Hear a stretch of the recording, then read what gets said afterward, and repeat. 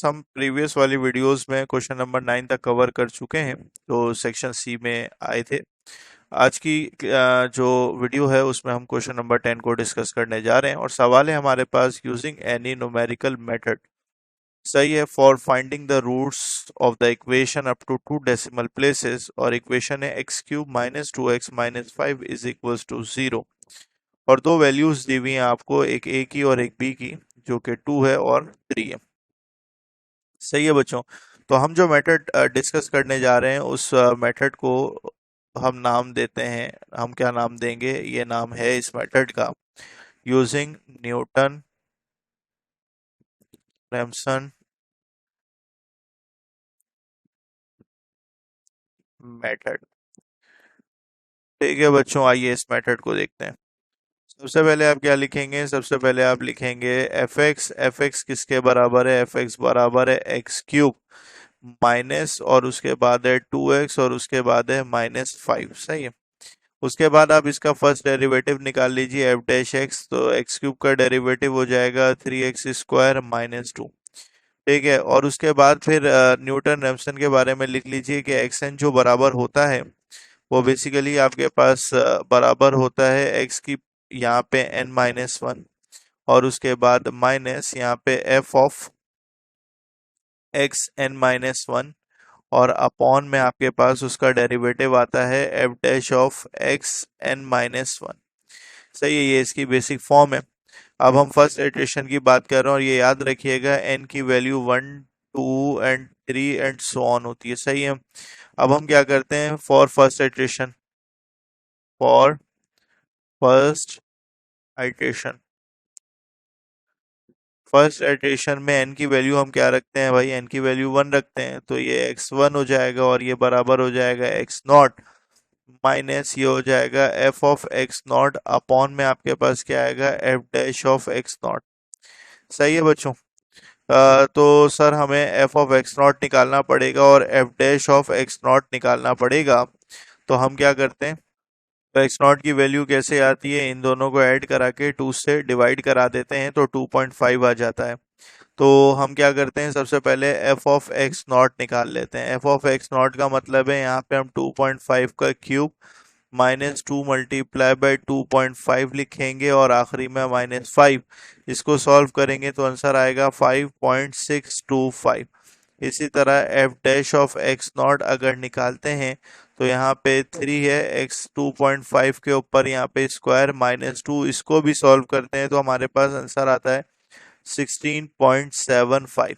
सारी वैल्यूज को पुट करा देते हैं, x1 बराबर हो जाएगा 2.5 माइनस, यहाँ पे आ जाएगा 5.625, और डिवाइड में आपके पास आएगा 16.75। x1 की वैल्यू जो है वो मेरे पास आ जाएगी 2.1642। अब हम क्या निकाल लेते हैं, अब हम निकाल लेते हैं एफ ऑफ x1।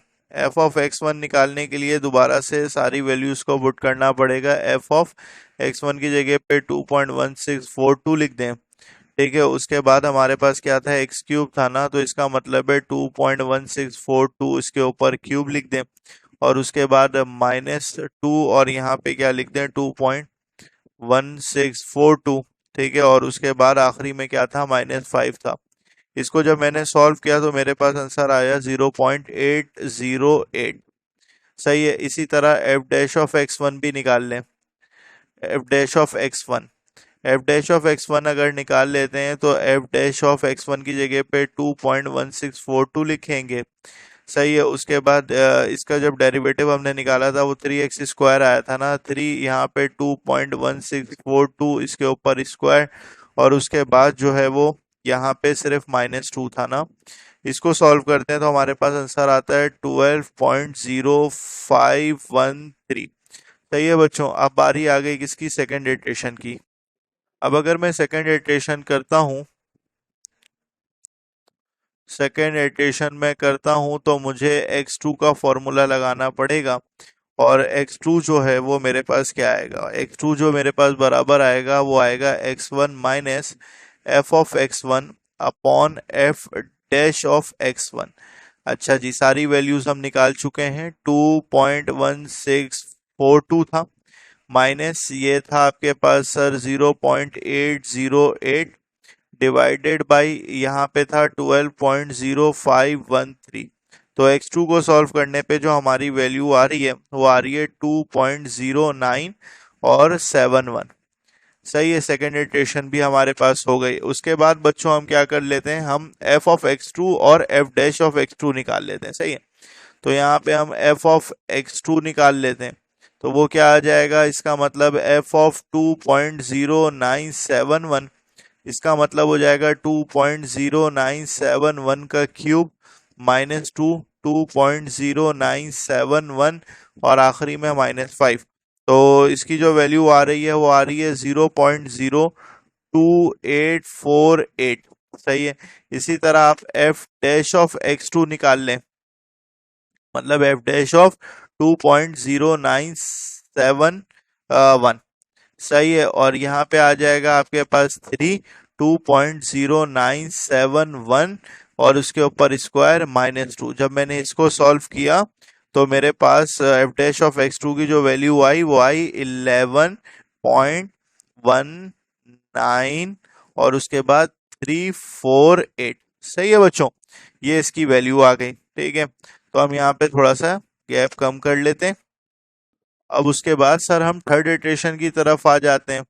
तो थर्ड इटरेशन की तरफ अगर हम आते हैं तो सर हमें तो x3 करना पड़ेगा। x3 बराबर हो जाएगा x2 minus f of x2 upon f dash of x2। Simple, एक ही पैटर्न बार बार फॉलो करना है आपको। x3 की वैल्यू आ जाएगी 2.0971 माइनस 0.02848। ठीक है, डिवाइडेड बाई 11.19 इसको मैं सॉल्व करता हूं तो मेरे पास x3 की जो वैल्यू आ जाती है वो आ जाती है 2 पॉइंट, और 2 पॉइंट हमारे पास x3 की जो वैल्यू आई है वो 0945। ये हमारे पास x3 की वैल्यू आ गई। सही है बच्चों, तो हमने यहाँ पे क्या किया, so after 3 iteration by using Newton Raphson method, ठीक है, required approximate root is this. सही है, आखिरी में क्या लिख देंगे, this is your required approximate root. ठीक है बच्चों, तो मुझे पूरी उम्मीद है कि आपको ये वाला सवाल भी बहुत अच्छे से समझ में आया होगा। तो इसी वीडियो के साथ हमने सेक्शन सी को कंप्लीट कर लिया। तो अगर आपको ये चीज़ें अच्छी लगी, समझ में आई, तो ये मॉडल पेपर का सॉल्यूशन अपने दोस्तों के साथ भी जरूर